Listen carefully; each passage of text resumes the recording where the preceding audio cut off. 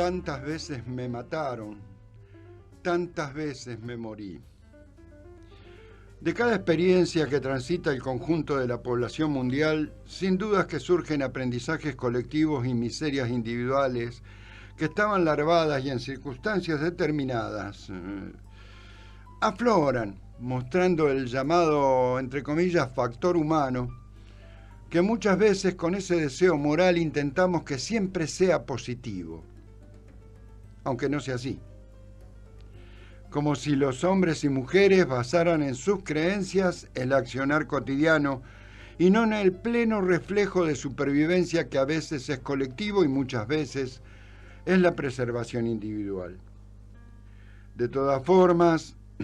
tanto la pandemia como el advenimiento posterior de las distintas expresiones de la derecha en el mundo muestran un alto grado de crisis del sistema democrático que debería llamar a la reflexión de aquellos que piensan una humanidad más asociada para el mejoramiento de la calidad de vida de todos los pueblos. Así como Víctor Orbán transitó su tiempo en Hungría y fue reemplazado por un representante del conservadurismo político de ese país de Europa del Este, Peter Magyar, aparentemente sin demasiadas señales para poner fin a 16 años de mandato de esa derecha, Donald Trump podría iniciar el final de su mandato y de su proyecto a partir de las elecciones de medio término que sucederán el 3 de noviembre de este año y que el señor de pelo naranja enfrenta con un 60% de desaprobación de su gestión. Pero veamos cómo se fueron desarrollando los acontecimientos. En Hungría, por ejemplo, Orbán llegó a las elecciones con crisis económica. El crecimiento se desaceleró, la inflación erosionó el poder adquisitivo y la inversión en educación y salud se estancó. ¿Te suena conocido?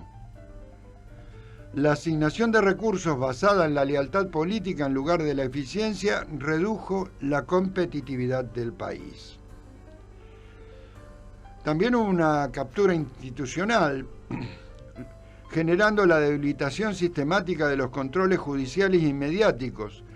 junto con la reescritura de la Constitución, generó una percepción de autocracia que culminó en una fuerte reacción electoral. A su vez, la dependencia geopolítica que mostraba la búsqueda de socios alternativos como Rusia y China ante las restricciones de la Unión Europea no logró sostener la autonomía regulatoria y aumentó la vulnerabilidad del país. También la organización de la oposición, de la mano de Peter Magyar, logró unir un electorado fragmentado, transformando el descontento social en un movimiento de base amplio que superó las divisiones tradicionales. Del otro lado del mundo, Donald Trump, en un contexto político que enfrenta una alta impopularidad, cerca del 60% de la desaprobación, y presiona por cambios en las reglas electorales como la exigencia de prueba de ciudadanía para votar. El riesgo para el grupo más estrecho de Donald Trump, los republicanos, tienen una mayoría muy estrecha en la Cámara Baja, 218 escaños, por lo que perder solo un escaño les haría perder el control de la Cámara. Hay temas claves, ¿no? Como la crisis de asequibilidad, o sea, del costo de vida, de poder sobrevivir en Estados Unidos, la política arancelaria que desarrolló Donald Trump y el impacto de la guerra en Irán son factores centrales que podrían definir el resultado. Aunque podría minimizarse, el inicio de la caída de Trump se podría vincular con el triunfo del actual alcalde de Nueva York, Zohran Mamdani. Si a eso le sumamos el escándalo Epstein, es algo que dentro de algunos sectores republicanos pudieran haber debilitado el apoyo a Donaldo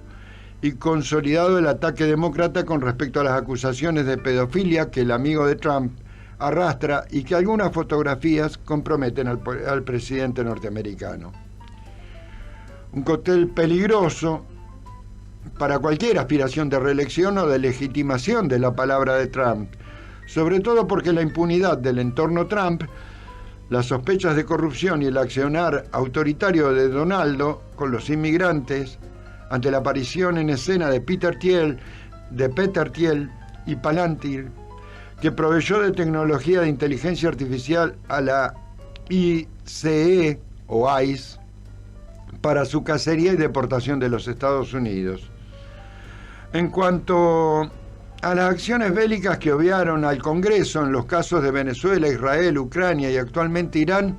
donde no solo hubo traslado de tropas, armamento y apoyo tecnológico, sino una millonaria inversión financiera, hace que hasta los propios republicanos tomen cierta distancia de esas decisiones, cuando los ciudadanos estadounidenses no tienen empleo y acceden de manera discontinua a un buen estándar de vida, lejos del prometido sueño americano para los americanos que agitó su base ideológica, el MAGA, o Make America Great Again, hagamos a América grande de nuevo en inglés. En ese efecto dominó que el alineamiento de algunos gobiernos del Cono Sur tomó,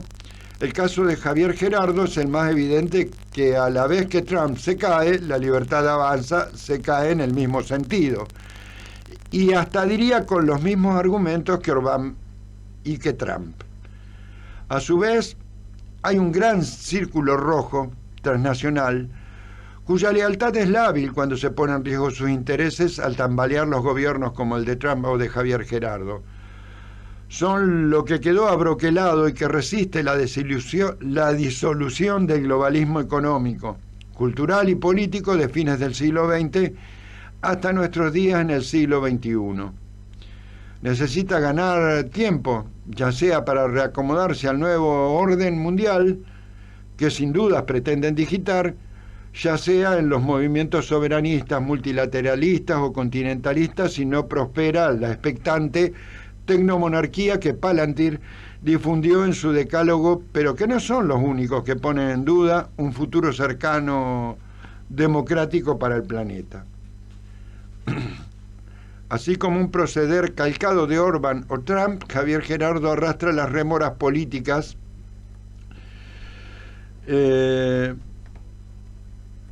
gubernamentales, ¿no?, que le fueron provistas por Santiago, Toto Caputo, Fede Stuzzi, Patricia Pato Bullrich o cualquier otro segunda o tercera y hasta cuarta línea que proyectaron la sombra de la corrupción, destruyendo la credibilidad en el discurso madre del presidente,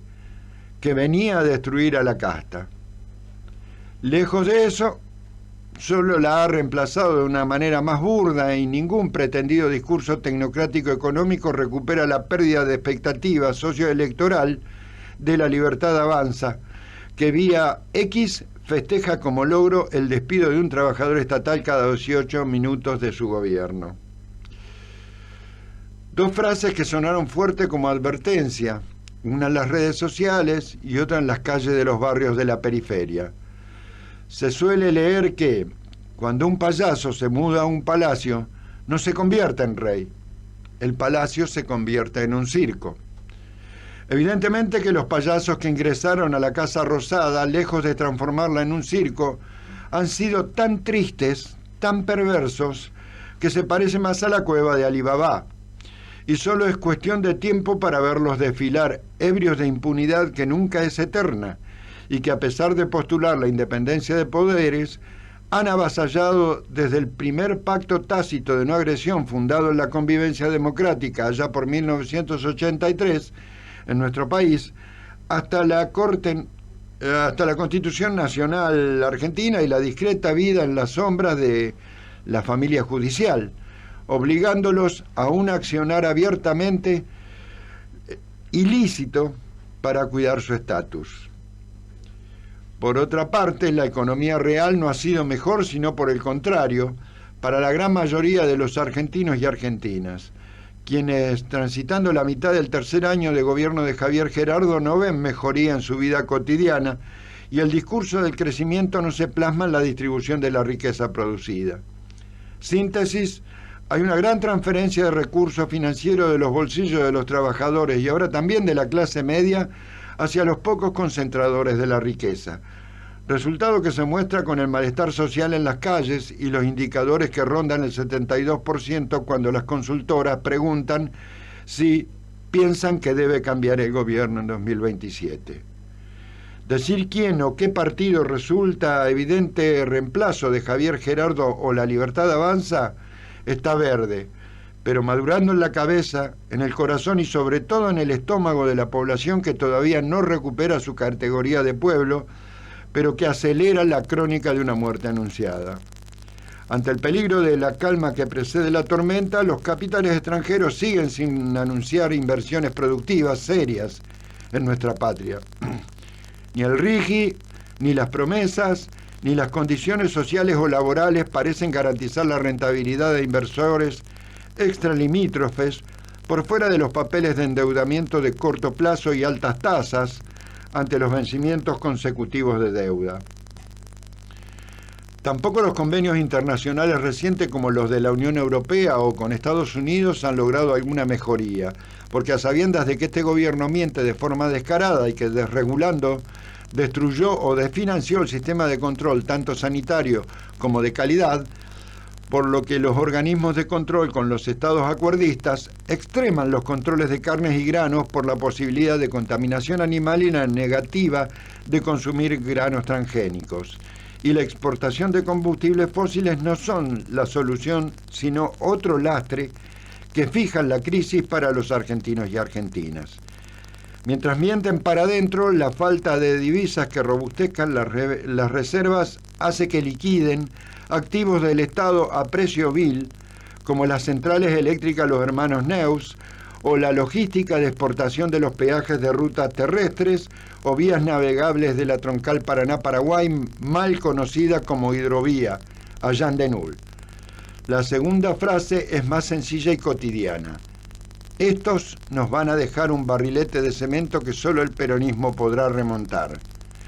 Aunque es más una expresión de deseo que una certeza en estos días, muestra a las claras que aunque de forma reticente hay una memoria popular que no olvida que los días más felices han tenido autoría en la historia política de nuestro país. La pelota de la propuesta de gobierno está en la cancha del campo popular.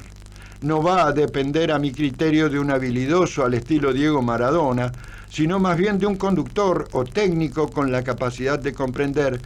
que de esto se sale colectivamente o no se sale. Por lo tanto, y como nos dejó escrito María Elena Walsh, tantas veces me mataron, tantas veces me morí. Sin embargo, estoy aquí resucitando. Buenos días, bienvenidos. Esto es Vox Populi.